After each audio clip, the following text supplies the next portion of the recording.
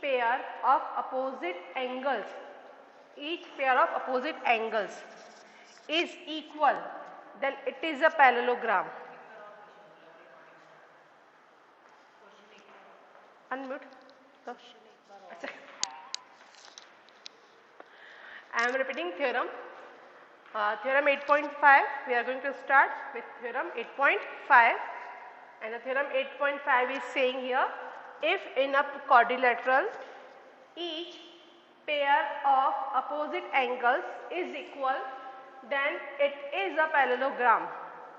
तो यहाँ पे क्या कह रहा है कि अगर अपोजिट एंगल्स इक्वल है, pair of opposite angles are equal, then the quadrilateral it is a parallelogram. ये प्रूफ करना है. तो सबसे पहले डायग्राम ड्रॉ करो एक क्वाड्रिलेटरल की. Right, name it A B C and D. And what is given? Pair of opposite angles. So what are the opposite angle? A facing to C, it means they are opposite angles. So it is given. So right here in quadrilateral,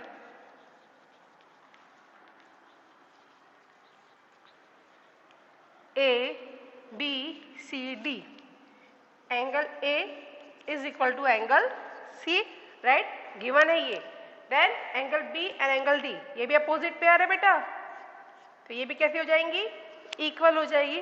ये question given कह रहे theorem में कि given है कि opposite angles equal है. So angle B is equal to angle D.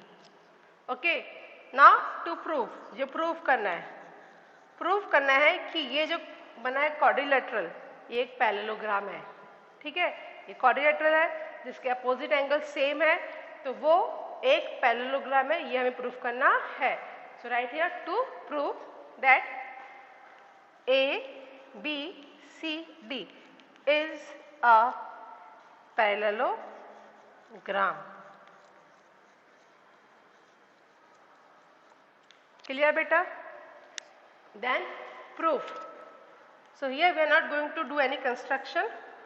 Okay, for proving this quadrilateral as a parallelogram, we are going to prove that interior angle sum is equal to 180 degree.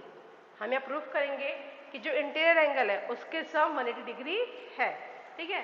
So right here that by in quadrilateral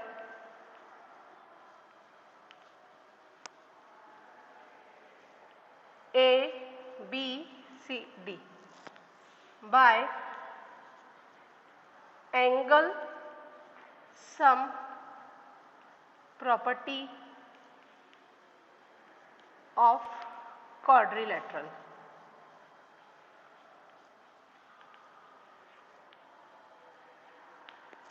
अब देखो यहाँ पे इसका use क्यों कर रहे हैं? अपन ने डायगोनल ड्रॉ क्यों नहीं किया? क्योंकि यहाँ पे अपोजिट एंगल सेम है ना, और ये क्वाड्रिलेटरल है.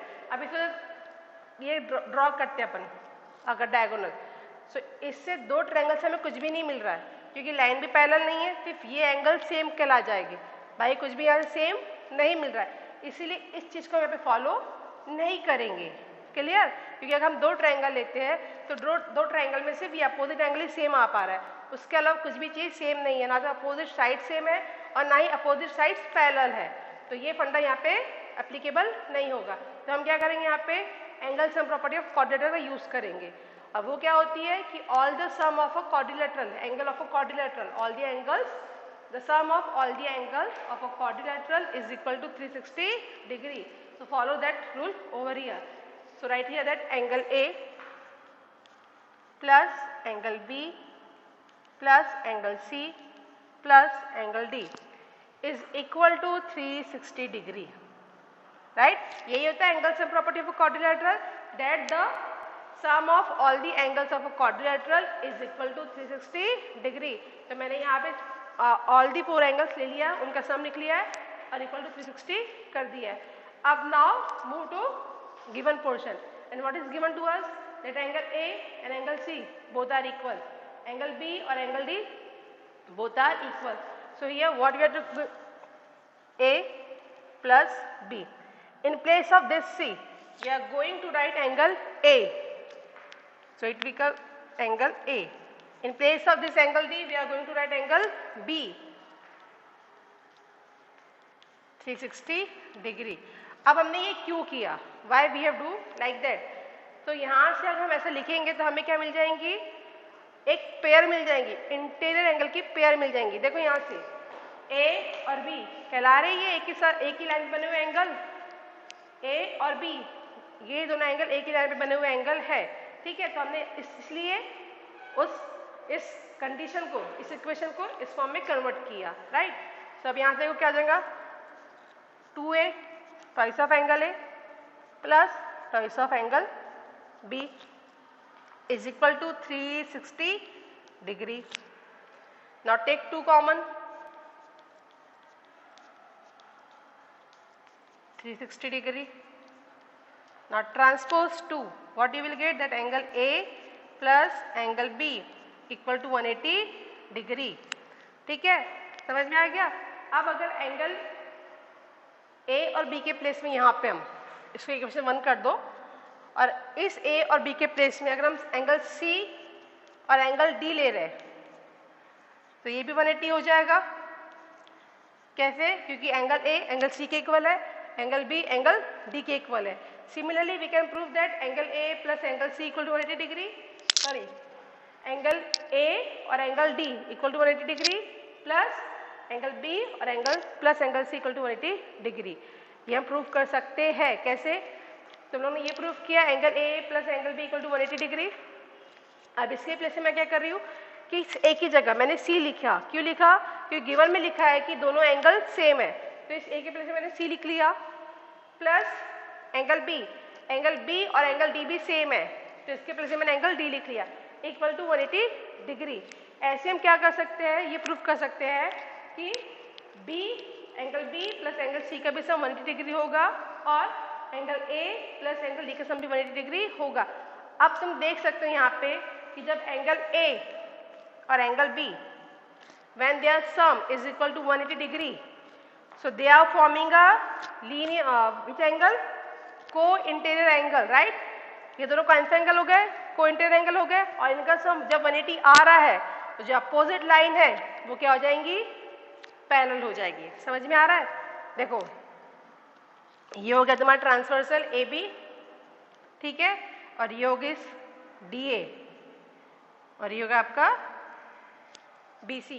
तो जब ये सम इन दोनों एंगल का सम जब 180 हो रहा है तो ये बना रहे को इंटीरियर एंगल की पेयर, और जब ये को इंटीरियर एंगल की पेयर बन चुकी है तो ये कहला जाएगा हमारा ट्रांसवर्सल, और ये दो लाइन है ये हो जाएंगी line parallel by the converse of a interior angle theorem.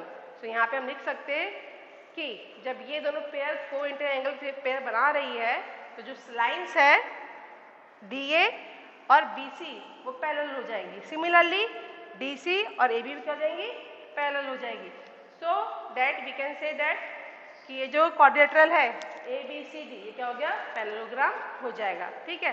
So right here that from equation 1 they are forming interior angle property है ना. Therefore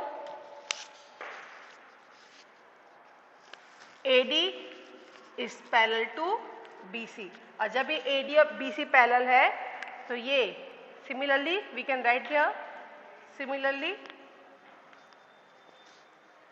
DC पैरेलल AB हो जाएगा.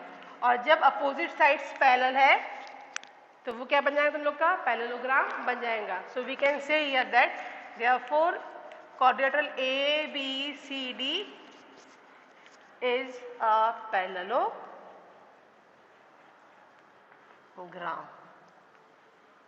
Understood beta?